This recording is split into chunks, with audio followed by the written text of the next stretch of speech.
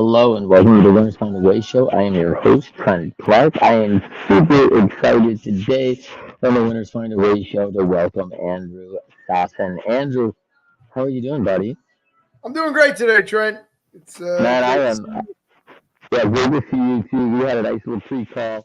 Got super excited about everything you've been up to, man. You have just lived a crazy lifestyle, man, and a crazy life, and it's incredible. And we're going to get to know you a little bit in just a moment. First, I want you to tell everybody where they can find you on social, email, how they can reach out to you. Sure. Recoveryunplugged.com is our website, and I am Andrew.Sossin, Sossin, at recoveryunplugged.com. And I'm on LinkedIn, Facebook, Instagram, and the like. Okay, I am Trent Clark. I'm the CEO and founder of Leadershipity and aimfornil.com.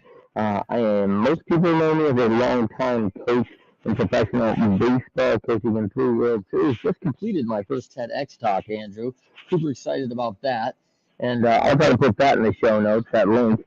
But I want to talk about you have had this miraculous run and a real heart for people in caring for them. But yourself, um, New Yorker originally, I think, right? And then, but Florida kid, really. You're a Canadian, and maybe most people don't know about that you have dual citizenship because you've been in Florida a long time, almost since what, one? Yeah, so I was born in Toronto. My mom's family's from the Brooklyn area. My dad from Toronto, and I was born in Toronto and got to South Florida when I was the old age of 6 weeks old. So I grew up here in Hollywood, South Florida, but I am an American and I have my Canadian citizenship as well, and I've had that all of my life. That's awesome. So, give me a couple of things you got there in your back. What's some of the things in the background that you have there? I see you got some pictures. You got is there a placard of a saying up there behind you? So, behind me. So I've always been enamored with space, and in 2005, I rented a MiG 25 in Russia and flew to the edge of the atmosphere right before space. Got to break the sound barrier, go Mach 2. Was an absolutely incredible experience, but I've never actually been to space. And so, over the years, I've got to meet different people and experience that. So that's a picture of everybody that went to the moon, and that's the moon looking back on Earth, signed by everybody that went there from a charity that I was at 20 years ago. Next to that is a quote from Muhammad Ali.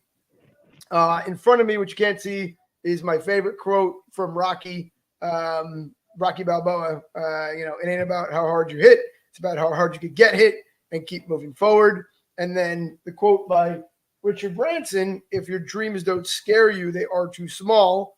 I've had that, up there for a couple decades. And ironically, because of a Zoom last year, somebody saw that and asked me why I had it. I said I'd read his book in 1998. I'd always been enamored by what Richard Branson has done, both personally and professionally. They asked if I ever met him. They said no. And then I ended up getting invited and getting to go with the group Maverick, to Necker Island with Richard in March for 5 days. That was absolutely amazing. So, Go ahead. Yeah, and just so my theory now is when he was alive, I got to meet Muhammad Ali, and one time, long time ago. Because of that picture, I got to meet Richard, and so all I got left is to get to space, which I'm hoping to do in the next decade or less. Well, we hope you got some NASA followers today, and they're watching. Like, if you're out there, NASA, like, listen, Andrew, this is a little lift. You need to go check it out. Or some SpaceX, too. We got, a couple followers over at the SpaceX crew. So, we'll find a way. I got some good buddies right now on Necker Island with Richard. And so they're posting every day, enjoying their week down there. And that's really cool.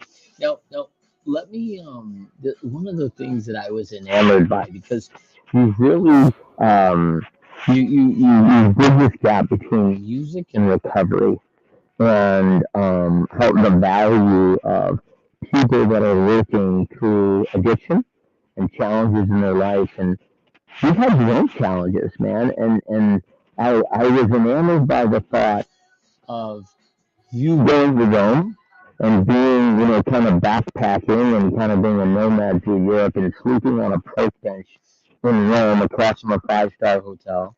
And then I think it was 6 years later, 8 years maybe, um, you were staying in that five-star hotel across from that park bench. Is that right?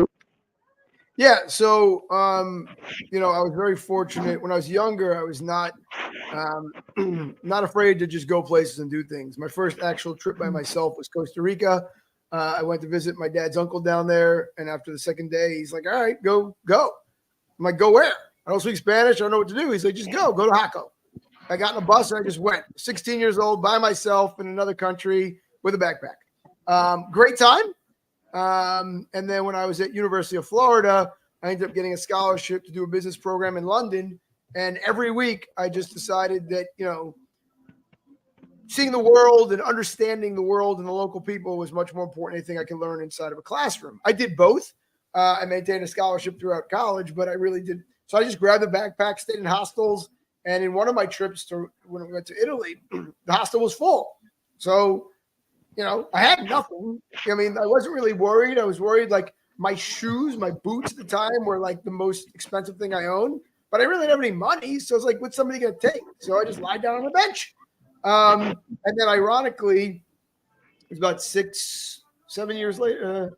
That was 6.5, 7 years later, on my honeymoon, I was in a five-star hotel across the street from there, which was just, one of those things that, I couldn't have ever imagined. A, being married. Two, being able to afford, that in that short period amount of time when I was able to. Yeah. Yeah, it's a great story, man. I love it. Tell us a little bit about Recovery Unplugged. So, with Recovery Unplugged, again, not something which I ever would have imagined I would be doing.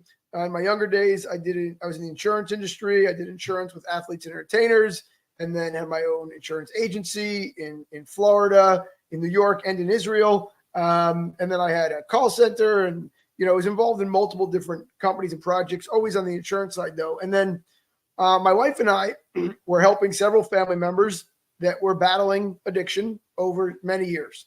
And it was just a revolving door. And we didn't know what we didn't know, but we wanted to help them. So we kept paying for different treatment centers and different therapies. And it was just a cycle.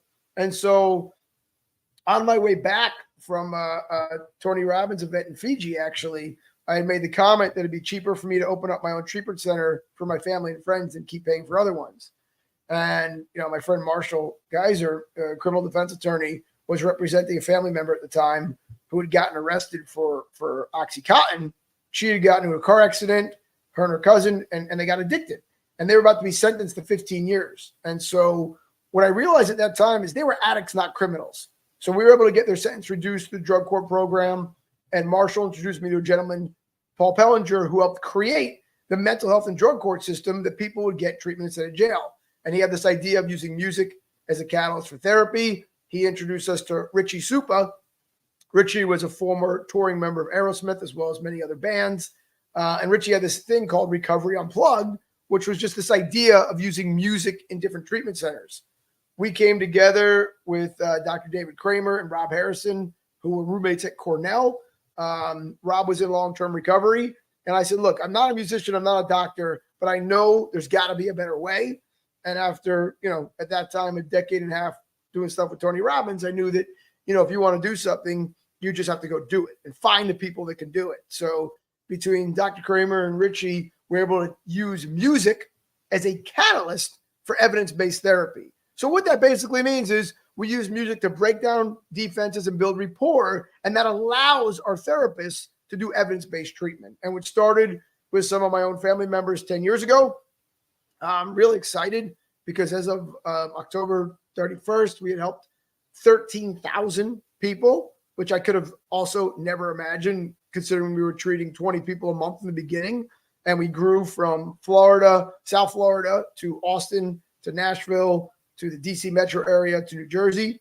And then we grew from an inpatient facility to an outpatient facility to now we have online intensive outpatient programs. And coming up literally in 90 days or less, beginning of 2024, we're opening our first inpatient mental health facility utilizing the methods that we now have a proven track record on in addiction for mental health. And one of the greatest things I could have never imagined, just seeing my own family and friends that, I had bought my mother-in-law's burial plot. I thought it was over. And now, she's doing fantastic. My kids are able to, have sleepovers at their grandma's house that we didn't think would be alive. And Nova Southeastern University here in South Florida did an outcome study, which shows what we're doing is working. We're at a 50.3% success rate, 5 times better than the national average. And again, there is no cure, there is no silver bullet. But with Recovery Unplugged, behavioral health, with what we've done with addiction and now mental health, we are making a difference. And I'm really excited about what we're about to do because it's been a struggle. It has been, I'm sure, you've talked to athletes and business owners and entrepreneurs, and we've had the peaks and valleys, and we've had some real low valleys where we weren't going to sure this was going to work. But now, not only is it working, but we're growing, and I'm just real excited about what we're going to be able to do over the next few years, exponentially more than what we did the last 10. You have been great stories about being you are a former athlete in a way, right? And you get into athletics and insurance. Now, what most people don't know about you is you're not you're not a significant athlete on your high school teams as a contributor on the field, but your superpower is you're a fundraising expert. You become this entrepreneurial mindset that says, hey, I bring money and value to the team. I work my butt off to be the best I can be. But it turns out skill, talent, and these things aren't your superpower. Is that fair? Very much so. Very much so. I am definitely not an athlete. I did my best when I was a kid. I played t-ball, baseball for 8 years. I was the best left bench warmer ever. I did sell more raffle tickets than anyone on every team. And back then they had to put you on a team. When I got to high school, I decided I'm going to play football. I watched Rudy, for those of us old enough to remember that movie. And I went out and I refused to get off the field. So the coach made me a tackle dummy for 2 gentlemen. One ended up in the NFL and broke every record at Notre Dame. The other one ended up at FSU, hurt his neck, and now is a coach and a teacher. But I wasn't good. I just believed in myself enough to realize that I'm going to stay here until they literally throw me off or my body just collapses. I ended up breaking my heel bone. So my body, told me that was it. The doctor said I got a better chance of owning a team than playing for one, which I found humorous and used as motivation as well. But it was really all about the fact that I was going to put my mind to do something and do everything I could. I trained, I worked out, I woke up early, I stayed late. And what at the time was quite, frustrating, depressing when you're, 14, 15 years old. But over my life, it's been just how I've done everything. Is you keep moving forward, you keep pushing forward, and you find a way. Yeah, let's talk about that winners find a way, man. Like, I love that quote. Jane Hirschman showing data that they are losing, find a way to win. And man, you really epitomize that. Obviously, you've taken those lessons from giving the effort to be the best you could be, which may fall short in these things, but it doesn't fall short in maybe you and me buying the Dolphins or the Panthers. We'll figure that one out soon, all right? And then, but for your walk, even Andrew, you figure out that, hey, sports isn't the only thing you go up against. Walk me through a time where you thought, hey, man, like, this is the struggle, and it's real, and we have clear data that we're not winning here. We are losing, and we got to figure out how to win. Partnerships, anything like that you've been through that you thought, like, man, how do we overcome this, and how you found your way through it? Sure. I've got a lot of stories like that over my life, but looking at what's happened here, one of the things I realized early on at Recovery Unplugged, well, I didn't realize early on. I realized later on, I wish I would have realized on, is that I was a little naive. I thought that just by doing good and helping people, everything would work out. And what I realized when it was quite detrimental to our survival and my financial future was, our job is to save people's lives. People will live or die based off what we do, but we get paid from insurance companies. And insurance companies are in the business of collecting premiums and fighting claims. And that's just a fact, whether you like it or not. And so I was a little naive, believing that just by doing everything correctly, it would all work out. And so we got to a point about 5 years ago where, we weren't sure we were going to make it. I mean, we were literally, I woke up middle of the night. We have, 3 days to figure out how to make payroll. I don't know what to do. We're doing everything correctly, but, one of the big insurance companies decided not to pay us and I had to sue them. And even though I won, I lost, because even though I'm right, they could just hold your money. And when you're a small business, you got to figure out what to do. And so, I was really questioning, I was upset for a minute. And then one of the things I learned, in my Tony Robbins days was, 90 seconds, 90 minutes. Something gets you angry. You're allowed to be angry for 90 seconds. If it's real serious, maybe 90 minutes. Then you got to figure out watch my words. You got to figure out what the heck you should do. You got to figure out, just move forward, right? The pity party's over. And so we figured it out. I mean, literally, I not that I would ever recommend anyone to, mortgage their house, empty their, accounts, take out their kids' college funds, but I did it all. And we persevered. And what I realized from that was not only do we have to continue to keep our integrity, do the right thing by our clients, put the clients first, second, and third, but the more financially stable we are, the better we can do. Okay. And so I'm a hopeful person, but hope is not, a business model. And so from that day going forward, we realigned what we did so we could continue to help people the right way. But, we have to be able to get paid every week. We have 400 full-time team members that have to get paid every week, no matter what, right? We're not a nonprofit. And so, what that allowed us to do was get clear. We got to the brink and we weren't sure we were going to be here. And I questioned whether this is what I wanted to do. And maybe I'm just going to lose it all and start over. And then I said, no, this is worth fighting for. This is worth risking everything for. And I did. And, we got through it. And now we're in a much more stable place, which allows us to help more people. And I think that's the important part was, had that not happened, we would just keep skating by, month after month, helping more people, but not being, really secure. But the more stable we are, the better we can do for everyone that needs help. That's what I learned from that. Let's piggyback for a minute because you said a couple of things I thought are really great. I love that you're a hopeful person. I think that's really awesome. Right? One of the things we learn in business, like hope is not a great business strategy. I love the quote, right? Hope is not a strategy.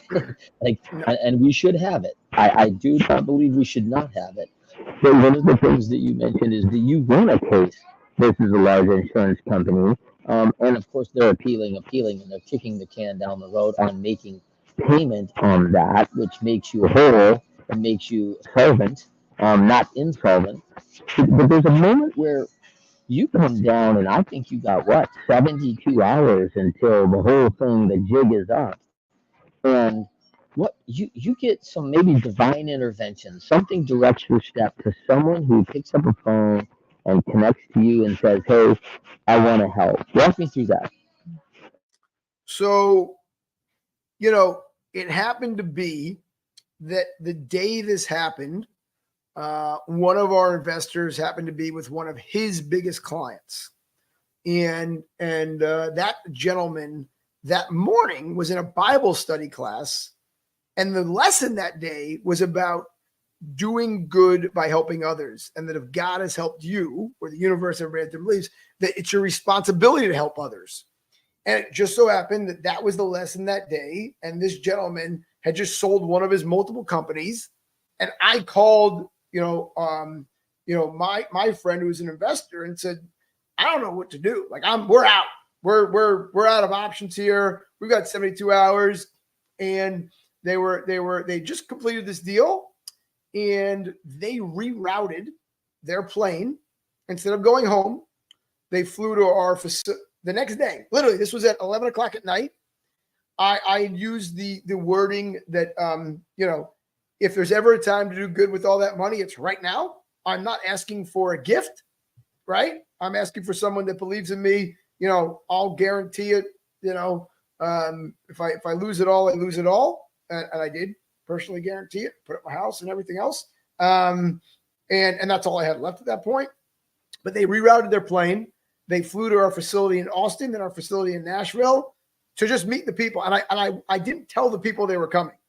I said, you go look for yourself at what we're doing. And you tell me if we're worth, potentially helping. And they did that. It was a Thursday night. They went Friday. They went Saturday. That Sunday, they called me that Sunday night. That Monday, they flew to Florida. We sat in a room for 15 hours. And, several seven-figure wire came in, for us to be able to cover everything we needed by that afternoon. And then we embarked on a 24-month journey together with them to kind of realign, straighten things out. And then, they went when they were already doing other things. They continued on what they were doing, and we've been, stable from there. It was challenging. I mean, it was the most challenging thing I've done in my life, to take a step back, to look at where I made mistakes, to admit, that things didn't go exactly as I thought they would be, to have somebody else, really looking under and every single decision that was ever made, questioning it and having to go through that. But, it was horrible at the time, but it got us where we need to be. And 24 months later, we were able to pay them back every dollar and then some, and, grow from there. And it took us, a couple years to do that. So, it was one of those things where you just, I put everything I possibly could into making this happen and making this work. And we figured that we found a way. It's a reoccurring theme in many different situations throughout my life. Even when we started Recovery Unplugged, just to give that 30-second story. When we started Recovery Unplugged, we had this idea. We found this property. We had somebody that was going to be our partner that literally 10 days before we were going to close on the property decided they weren't going to be our partner.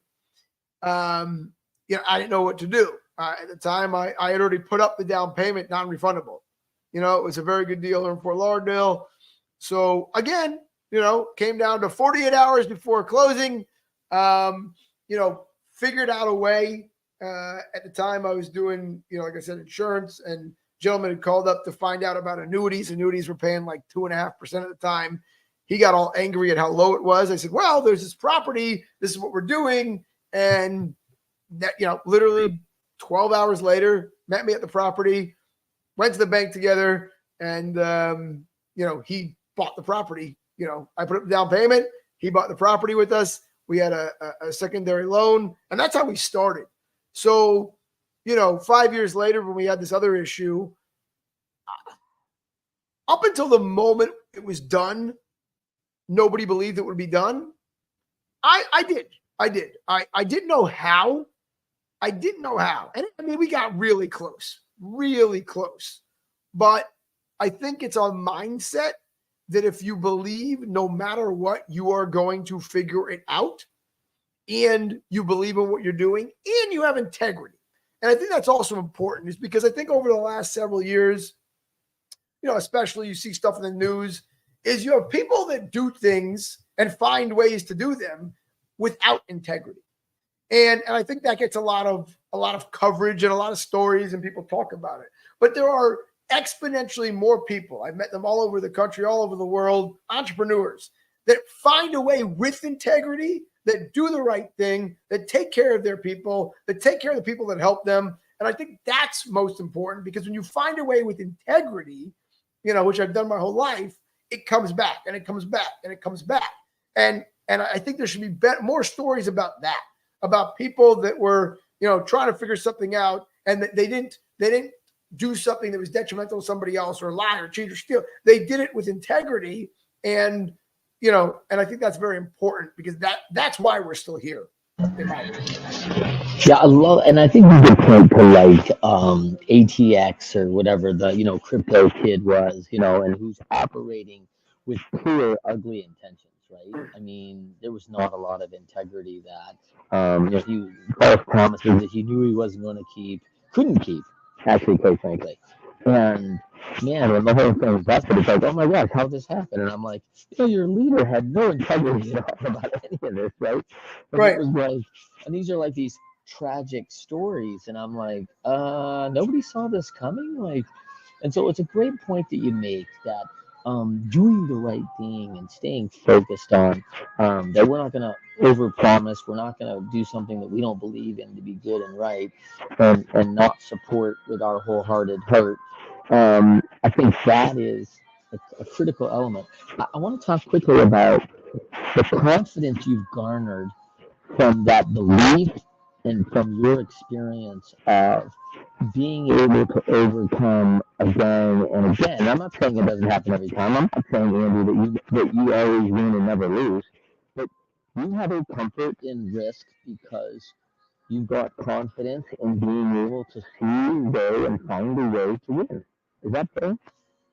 Yeah, I think it's developed over time. Obviously, the older you get, when you're young, you think you're invincible, and I've jumped out of planes and all, climbed mountains and all that stuff. And so in those situations, even back when I was 20 something years old, we were in Tokyo. I was doing an insurance deal. Me and my best friend Grant and his dad. We went to Mount Fuji, and we were at the base.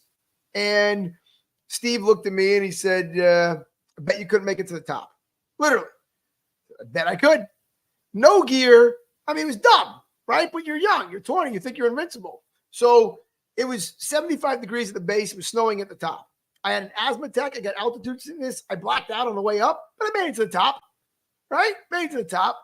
Grant, his leg gave out. Steve, my friend's dad, he, after an hour, he's like, "Oh, I was just kidding." And I'm like, "No, we are going to find a way. We're making it to the top."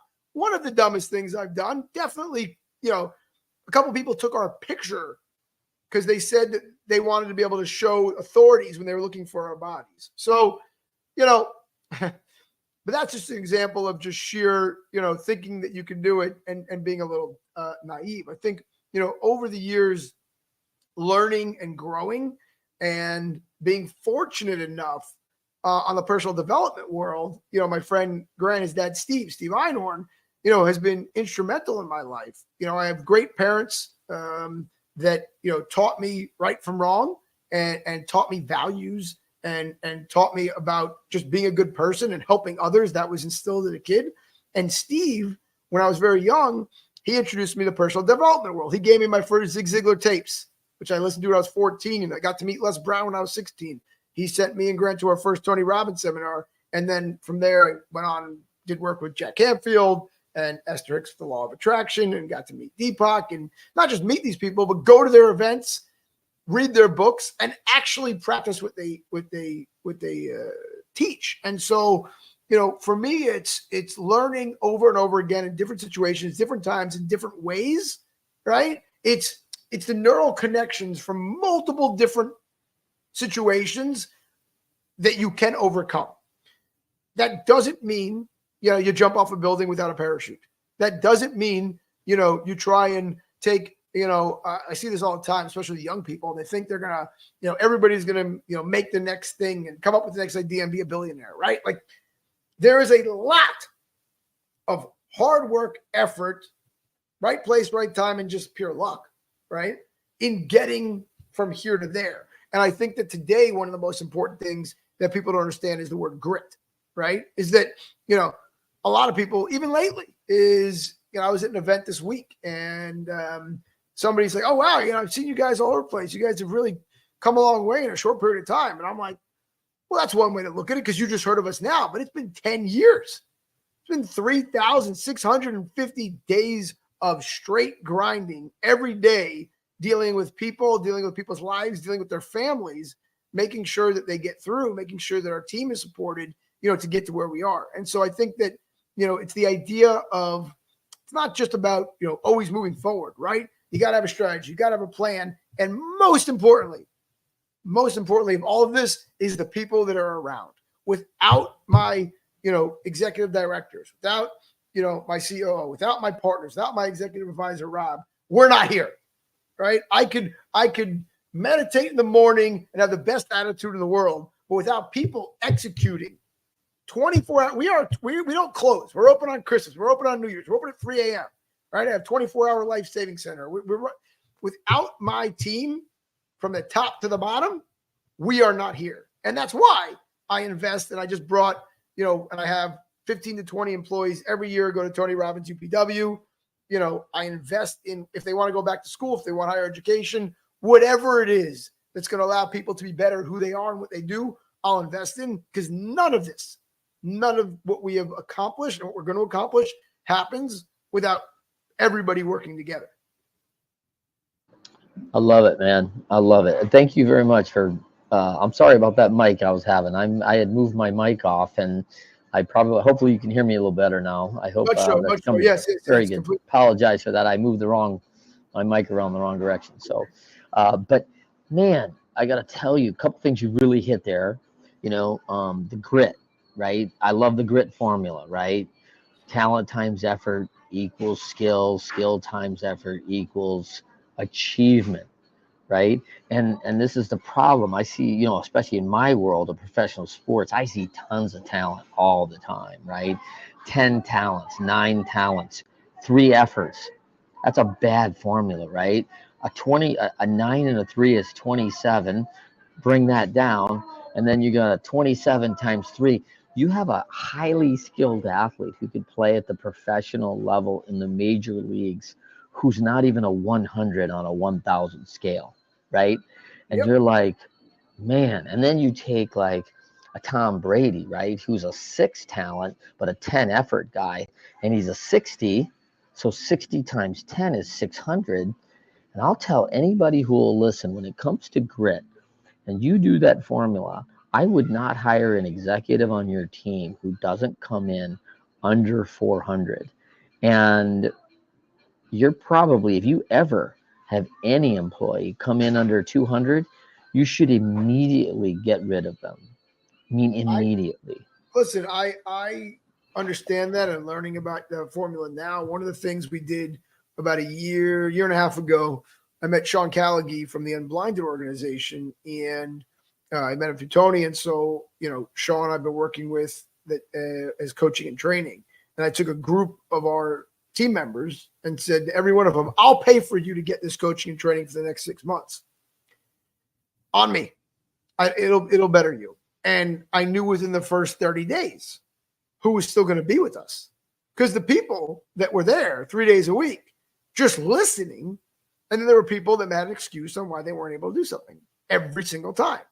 That alone right there, is just the effort to put in, right? When somebody's offering you free education, if you devalue that off the bat, then, this may not be what we should be doing together. And that's, one of the things, and like I told everybody, not everything is for everybody, but if you're going to have an opportunity and not even going to put forth the first 30 days, then, I know what I need to know.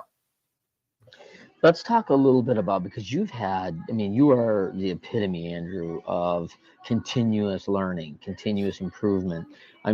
Lifelong learners are leaders. We've always known this. Andrew, you and I have studied a lot, but it is challenging. I want to talk about the gap between people that come in and gather information and people that get information and execute on that information. So 2 very different things, because you and I have met a lot of, and I'm not knocking this, a lot of college professors, right? Where it's like, Yes. oh, I've got tons of data. And it's like, hey man, you can not only, you're not doing anything about that data, but you can't even educate Andrew and I on that data, going to the class. And we all went to university. We all sat in these classes going, this is clearly a brilliant person. And she's having a very challenging time communicating what she knows and what we need to know, right? Walk me through how you have bridged that gap from learning to learning and executor. One of the things I'm very fortunate about is when I was at University of Florida, I went to a job fair once. My friend's like, hey, come to a job fair. I'm like, I'm not working for anybody. He's like, come to the job fair. I was a sophomore.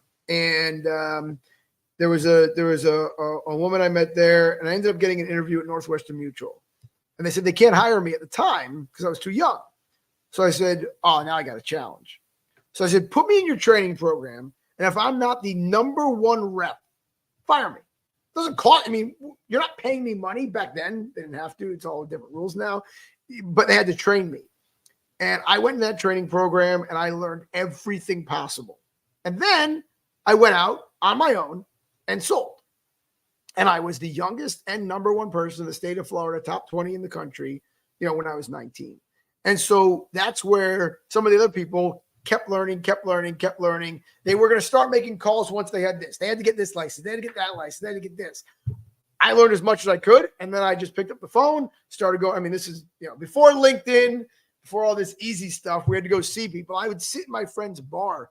A friend ran a restaurant in Hollywood. It's been there 65 years. I would sit there, just sit at the bar and just till 2:00 in the morning. Anyone that would just listen to me talk. Because that's how I practice. Some of those people are still my clients 25 years later. And so for me, it was always getting knowledge and then using it. Getting knowledge and then using it. Getting knowledge and then using it. One of the things you can learn as much, you need to learn. I constantly learn, but then you have to implement and execute, implement, execute. And I did that, when I was younger doing insurance. I did that when we started the call center that we helped scale from 50 people to 350 from America to Santo Domingo to Trinidad. And then with Recovery Unplugged, it was okay. Let's learn what we have to do about this industry. Let's figure out, what we can and cannot say and do, how we can help people the most. And then let's execute. Let's go. Let's meet with those people. Let's actually implement what we're going to do. And I believe that, you can learn all you want, and you should, and you need to, but then you have to go out and implement and execute what you learn, because you and I both know a lot of people that can conceptually tell you about how the world works, but they can't find their way out of a paper bag because they never actually attempted it. They've never dealt with people. They've never been put in situations where adversity strikes. Or, look, when I was doing insurance, I stopped counting how many people hung up on me. I didn't care. Great. Next. When it came to Recovery Unplugged, one of the things that I'm very grateful for is the people that are in our life saving center. These are, for the most part, all people that are in recovery. And some of them today, if I look at, one of my favorite stories, Erica, she was a client. Then she came back as a minimum wage tech. Then she started working in our alumni department. Now she's my director of the entire division 10 years later. Fantastic story.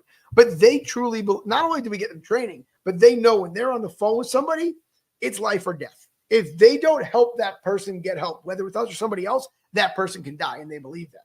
So we get them the training, we do the role playing, and then they're there dealing with people with life and death situations, on a daily basis. And that's really the key is taking the education and putting it into practice. Yeah, I think you hit on something really important. When we talk about implement and execution, it's not as if someone reads the book and goes, oh, now I can do this as well as Tony Robbins has done this for 50 years. Not what we're saying here. Like the challenge is now taking that education, and there's a whole nother learning on the other side. How does the client react? What do my words matter? If I say this, a hang up is 10 seconds away after this word's used. I can't use that word anymore. So Correct. I've got to learn, like, hey, trial and error. And we all kind of start way out here, right? And it's trial and error. Oh, I'm learning a lot of things. It's getting tighter.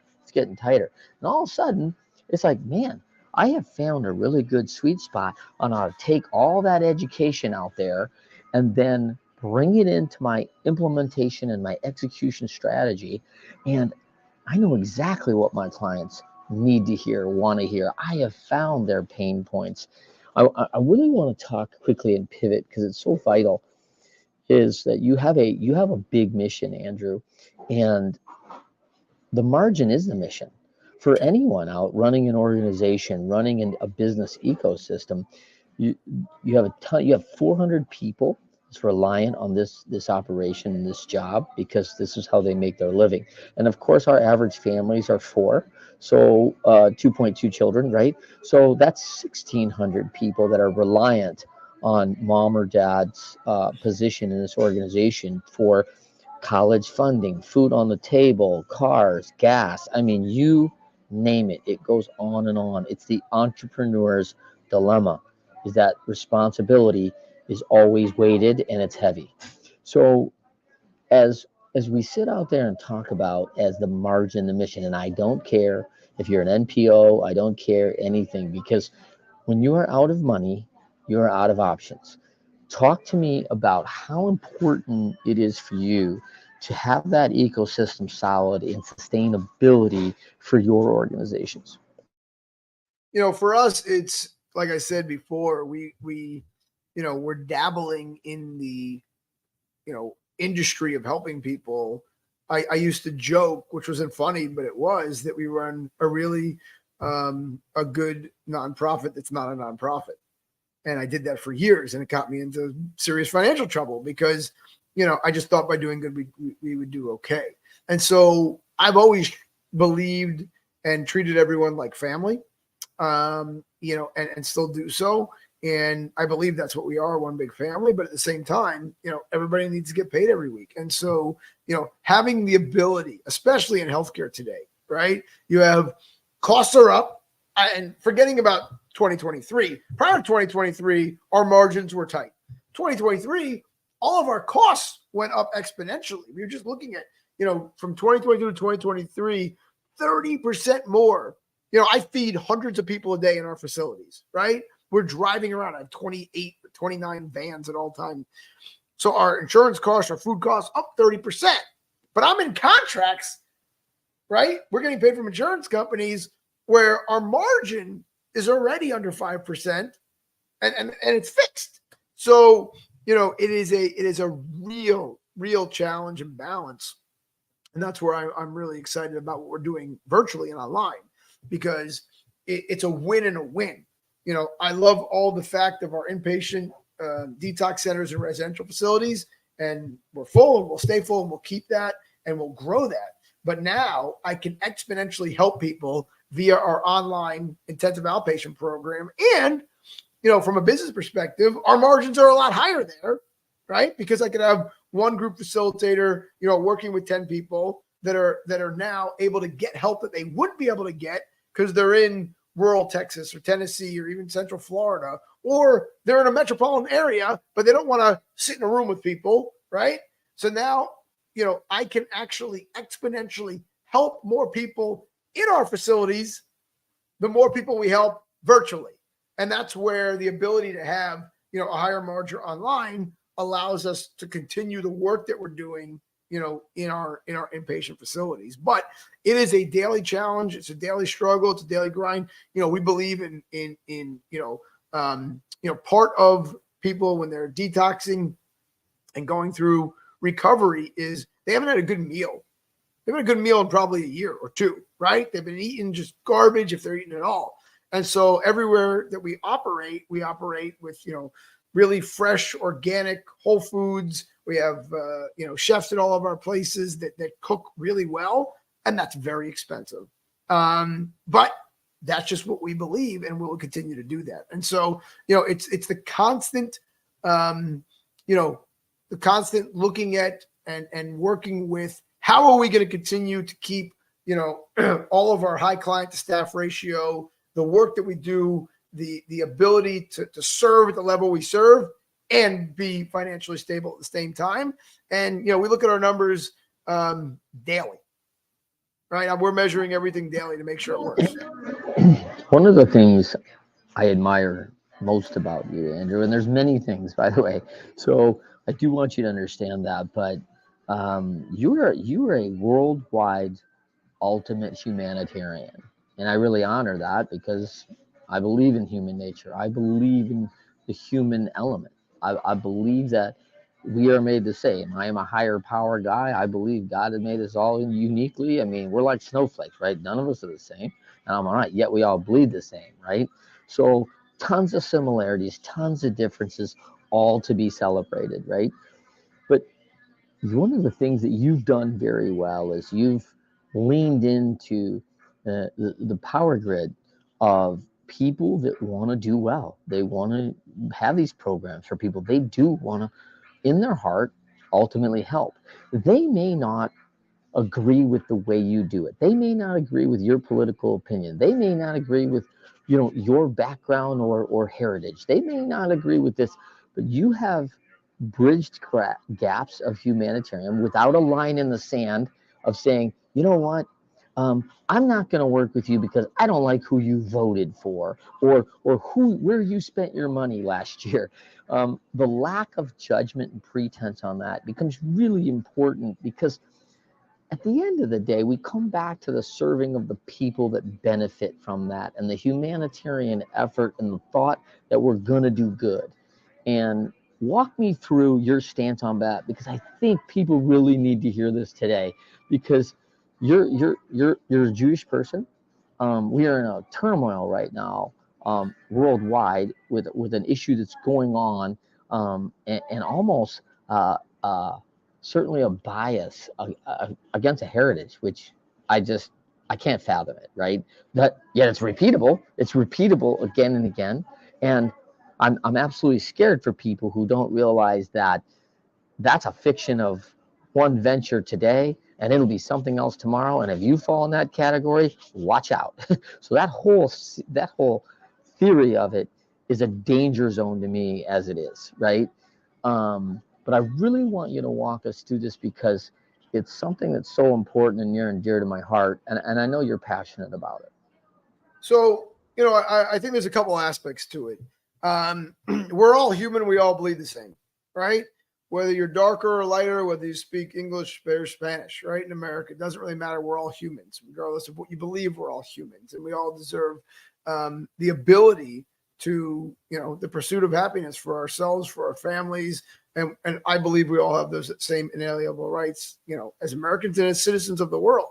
I think one of my favorite visions in my mind a couple of years ago, we had these two gentlemen at our treatment facility.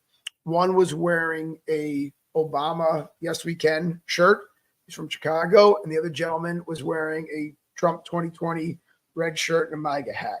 And they had their arms around each other and they were singing Lean on Me. When Richie does this thing during our Feel Good, it's a Friday. We do a Feel Good Friday group where we bring people into the weekend feeling good. And it's this just really powerful song and thing that we do at Recovery Unplugged. And so I'm standing there knowing that these two people outside, without where we were, could be yelling at each other. They definitely don't believe politically the same thing. But here they are, two humans battling the same thing together. And that gave me true hope for the future. What's going on right now is quite scary, but I'm also still hopeful. I am Jewish. I do walk to synagogue, on Saturday. I wear a kippah, walking to synagogue. And after what's happened over the last couple of weeks, I never thought in my life that in America, there's always going to be, right? When I was a kid, you had, KKK marches and there's always going to be a little bit of hate. But the amount of people that have, bought into some false propaganda on TikTok and the amount of people calling for the destruction, of the Jewish state, I never thought I'd see that in America. And when my own son, says to me, Dad, should I wear my kippah this Saturday? Are we safe walking down the street in South Florida in 2023? I mean, I never thought it would come to that. I was in Austin 3 weeks ago, a week after the terrorist attack in Israel. And I was at Austin City Limits Music Festival. And before we went to music festival, I went to the synagogue there. Rabbi Zev Johnson at the University of Austin at Texas, Chabad. Fantastic gentleman. Great person. But every kid that was in there, when they left that dinner, they took off their Jewish stars. They took off their kippahs. They did not feel safe in 2023 walking back to their dorms, their apartments. And that's scary. That's scary. But the next night, Marcus Mumford from Mumford & Sons, I just got to give him a shout out because towards the end of his set, right? Here's a guy. He's not a Jewish guy. He's just a musician, right? And most people didn't say much over the weekend.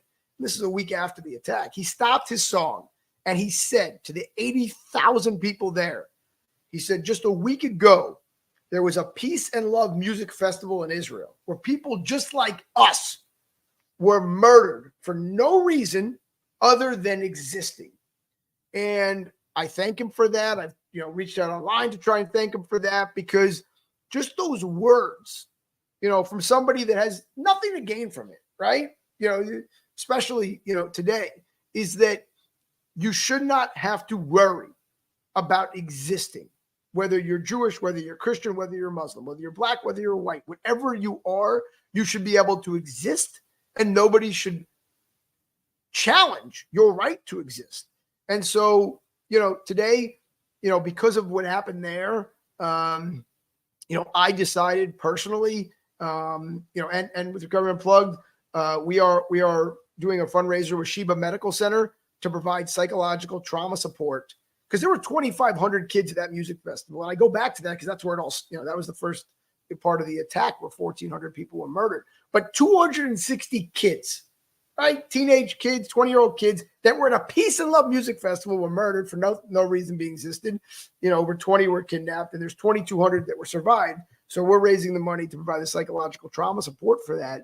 And, it just goes into what we do. It goes into what we believe in that, things are going to happen.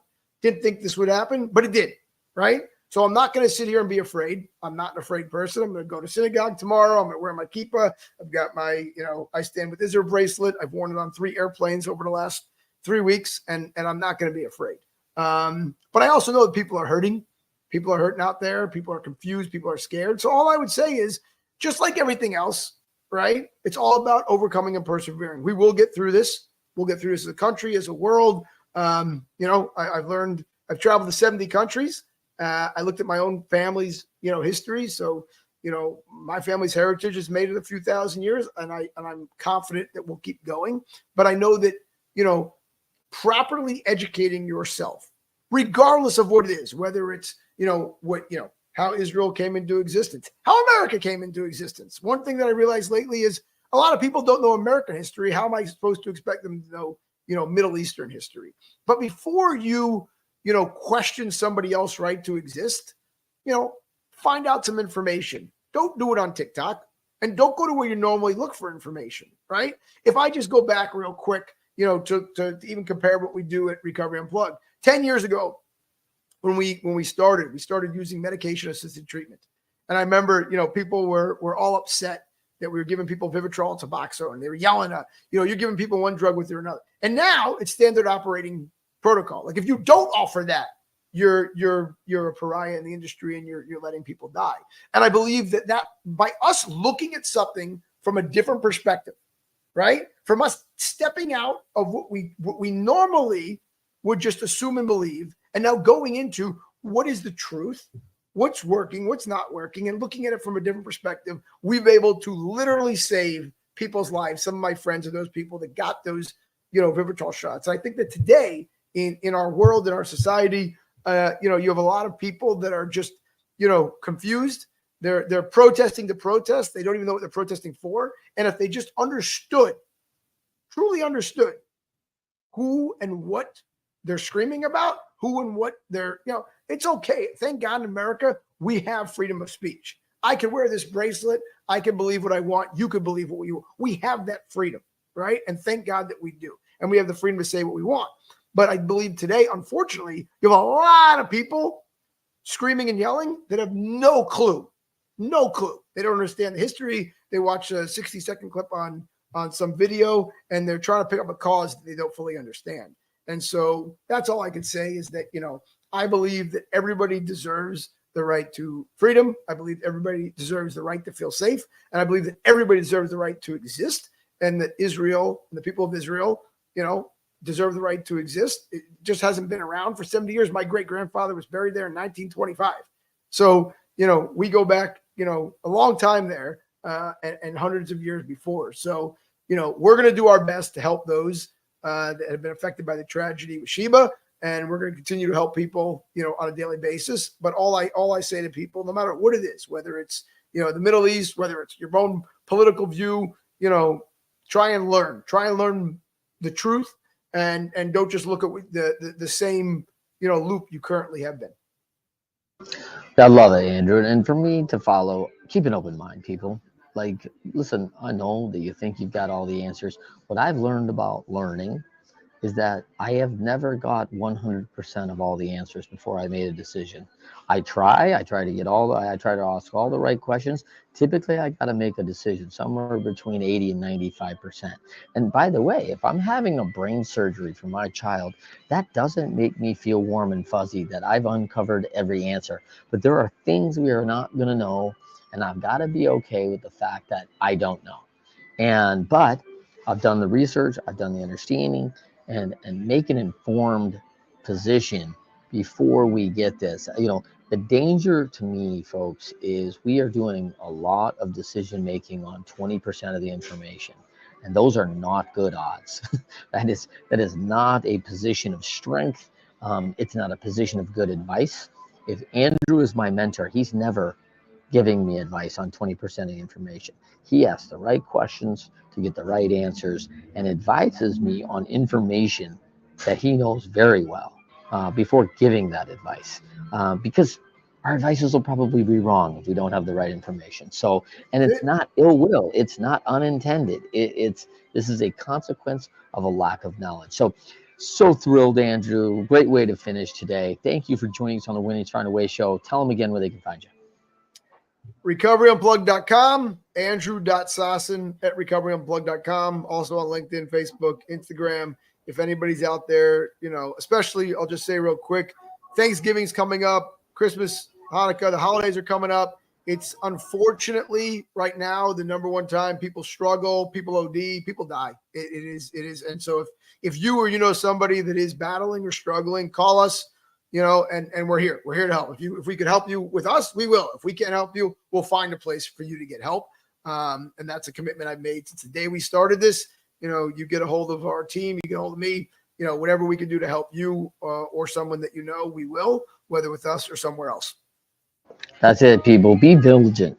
Be vigilant about if you know somebody who's hurting, don't stand by. Take an action, call someone, call Recovery Unplugged, call an 800 hotline, get some information on how you might help, even if it's not you're the person who's helping, but don't stand by and be the person who lives in that regret, like, oh, I wish I would have called somebody. I wish I would have said something. Don't be that person, folks.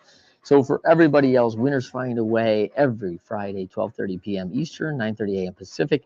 Thank you again for joining us. Pretty special episode on our episode, now over 100 episodes. If you have not seen it yet, go check our 100th episode of our podcast, Winners Find a Way. Always thrilled to have our guests out here.